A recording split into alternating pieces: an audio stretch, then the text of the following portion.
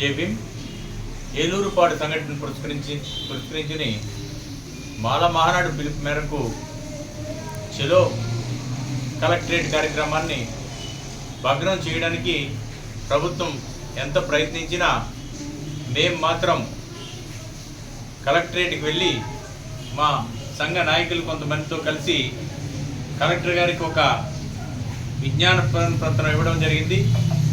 అందులో ఉండి ఎమ్మెల్యే రఘురామరాజుపై తక్షణం చర్య తీసుకోవాలని మరియు అతనిపై ఎస్సీ ఎస్టీ కేసు నమోదు చేయాలని, అతని శాసనసభ్యత్వాన్ని కూడా రద్దు చేసే వరకు మా పోరాటం సాగుతూనే ఉంటుందని ఆవిడకి తెలియజేయడం జరిగింది. అలాగే అక్కడున్న ఎస్పీ గారిని కూడా కలిసి ఈ విషయాలన్నీ కూడా ఆయనకు కూడా చెప్పి మీకు కొంత టైం ఇస్తున్నాం, అప్పట్లోగా దీనిపై ఏ చర్యలు లేకపోతే మాత్రం మా కార్యాచరణ యథావిధిగా సాగుతుందని, ఈ విషయంలో అతి త్వరలోనే అంటే ఈ నెల 26వ తేదీన భీమవరంలో ఒకసారి జిల్లా వ్యాప్తంగా ఉన్న నాయకులందరూ కూర్చుని దీనిపై ఒక కార్యాచరణ ప్రకటిస్తారని కూడా మేము తెలియజేయడం జరిగింది.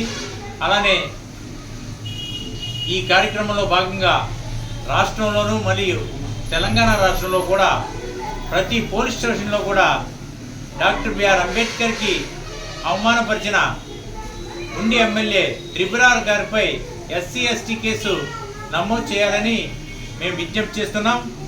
అలానే ఈ కార్యక్రమం ఎక్కడితో ఆగిపోదు, ఇక ముందు కూడా ఎవరైనా సరే ఇలా ప్రవర్తిస్తే వారికి బుద్ధి వచ్చే విధంగా మన కార్యక్రమాలు ఉండాలని మేము కోరుతున్నాం.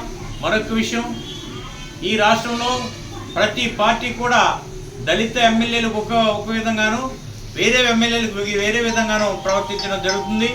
ఇందులో భాగంగా ఈ మధ్య సత్యవేడు ఎమ్మెల్యే ఆదిమూలం ఒక అమ్మాయి తనపై అఘాయిత్యం చేశారని ఫిర్యాదు చేస్తే అతన్ని పార్టీ నుంచి వెంటనే సస్పెండ్ చేశారు.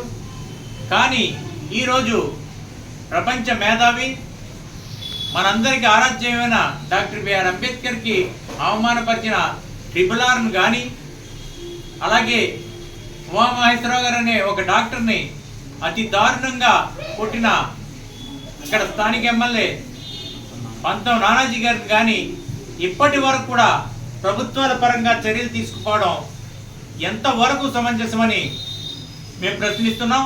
ఈ విషయంలో దళిత ఎమ్మెల్యేలకు ఒగ్గురులు, మిగతా క్యాస్ట్ల ఎమ్మెల్యేలకు ఒగ్గురులా అని మేము పార్టీలను చంద్రబాబుని పవన్ కళ్యాణ్ని కూడా ప్రశ్నిస్తున్నాం. ఇటువంటి వింత పోకడలు, దళితులపై అత్యాచారాలు, దళితులను అణగదొక్కే కార్యక్రమాలు మీరు చేస్తే మాత్రం మరొక్కసారి బుద్ధొచ్చే విధంగా వచ్చే ఎలక్షన్లో తీర్పు ఇవ్వడానికి దళితులు సిద్ధంగా ఉంటారని అన్నీ మర్చిపోయి ఈసారి కూటమి ప్రభుత్వానికి దళితులకు కూడా అనేక మంది ఓట్లు వేయడం జరిగింది. ఆ విషయం గ్రహించకుండా మీరు ఇదే విధంగా ప్రవర్తిస్తే మాత్రం మీ మనుగడే ప్రత్యేకంగా ముగుతుందని పవన్ కళ్యాణ్ గారికి మరియు చంద్రబాబు గారికి కూడా హెచ్చరిస్తున్నాం. జై భీమ్, జై వీరం.